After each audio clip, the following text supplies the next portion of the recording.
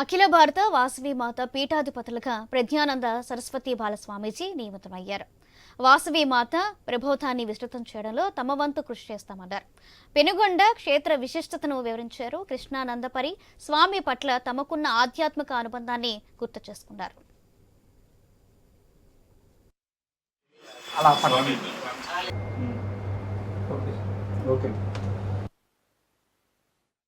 కన్యకా పరమేశ్వరి అమ్మవారు 4000 సంవత్సరాలకు పూర్వముగా పెనుగొండ మహాక్షేత్రంలో కుసుమాంబ కుసుమశ్రేష్ఠి దంపతులకి జన్మించారు. ఆదిపరాశక్తి మానవమూర్తిగా అవతరించి లోకంలో అహింస పెరుగుతుంటే శాంతియుతం కావాలని శాంతి స్వరూపిణిగా అమ్మ అవతరించారు. అటువంటి పరమ పవిత్రమైన ప్రదేశంలో అమ్మ యొక్క శక్తి చాలా విశేషంగా ఉంటుంది. 4000 సంవత్సరం పూర్వంగా ఆర్యవైశ్య కుల గురువైన భాస్కరాచార్యులు వారు వాసవి కన్యకా పరమేశ్వరి అమ్మవారు ఆదిపరాశక్తి అని ఈ లోకానికి తెలియపరిచిన మహానుభావులు, మహనీయులు.